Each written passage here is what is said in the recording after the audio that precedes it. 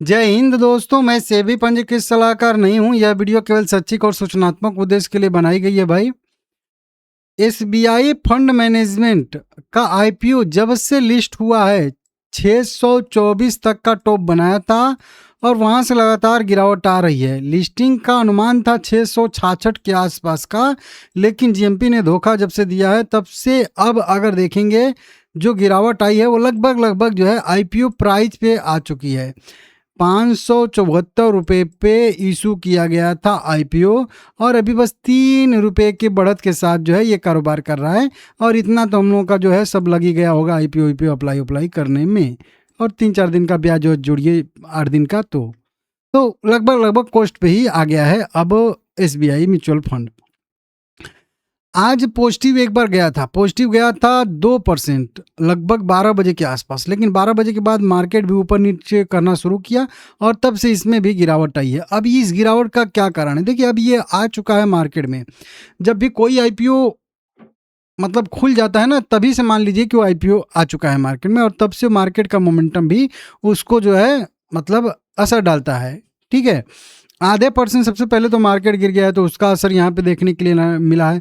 तो मार्केट आधा परसेंट गिरा, तो ये भी मान के चलिए कि 1.25% में से आधा परसेंट ये भी गिर गया मार्केट की वजह से। ठीक है ना, और बीटा उटा तो देखना पड़ेगा, तो उसके हिसाब से और भी हो सकता है गिर गया। 10% का सर्किल लिमिट है। आज भी इसमें इक्विटी शेयर लगभग मान के चलिए 1.25 करोड़ ट्रेड हुए हैं। 600 करोड़ रुपए के बड़ी लार्ज डील आज भी ट्रेड होती हुई इसमें दिख रही हैं और यहाँ पे भी देख सकते हो। अब वैल्यूएशन के अगर मैटर पे देखेंगे तो अब वैल्यूएशन आईसीआईसीआई बैंक से मतलब नीचे आ चुका है। हालांकि अभी भी देखेंगे तो ये आईसीआईसीआई बैंक से भी वैल्यूएशन के मामले में भी अभी दूसरे नंबर पे ही है, क्योंकि इसका वैल्यूएशन है 1,54,800 करोड़ और इसका है 1,17,000 करोड़ और फिर नीचे एचडीएफसी आ जाएगा 1,07,000 करोड़ पे। तो अभी जब हम लोग कहते हैं कि नंबर 1 एसबीआई था ना, तो अभी एयूएम मतलब टोटल के मामले में अगर कह लीजिए मार्केट कैप के मामले में, तो यहाँ पे आईसीआईसीआई बैंक पहुँच चुका है। भले ही एयूएम के मामले में जो है वो एसबीआई होगा। अब बहुत सारी चीज़ों पे एसबीआई आगे है और बहुत सारी चीज़ों पे ये पीछे है। जैसे देखिए, पी के रेशियो में ये 44 पे है, ये 38 पे है, तो एसबीआई आगे हो गया। लेकिन वहीं आरओसी के मामले में देखेंगे तो 115 और 56 हो गया।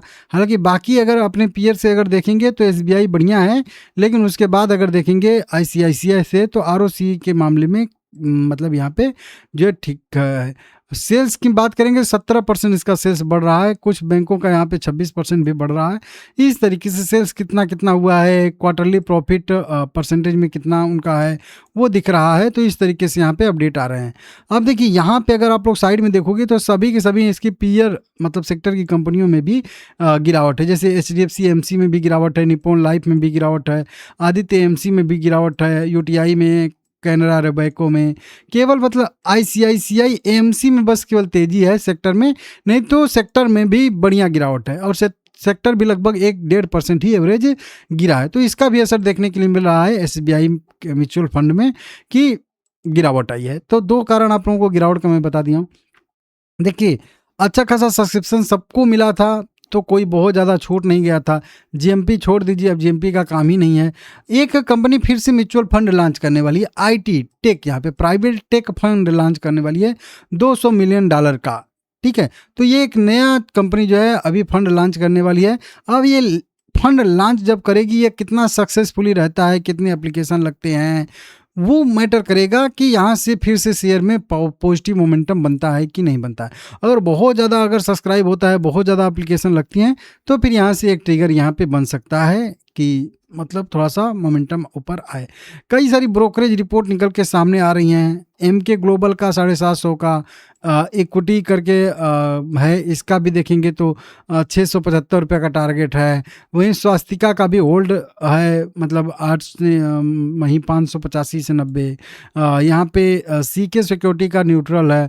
इस तरीके से कई सारे लॉन्ग टर्म शॉर्ट टर्म के लिए जो है यहाँ पे बाय होल्ड रेटिंग दी जा रही है। मतलब पॉजिटिव व्यू ही है इसका, लेकिन वहीं मतलब ऐसे सिचुएशन में आ गया है ना कि इसकी वजह से लिस्टिंग के बाद थोड़ी सी इसकी पिटाई हो रही है, तो थोड़ा दिक्कत, मतलब एंट्री सही टाइम पे नहीं लिया है मार्केट में ये, तो ये भी है। बाकी लॉन्ग टर्म के लिए मेरा भी इसमें पॉजिटिव रहेगा। आप लोग लाइक शेयर कमेंट करिएगा।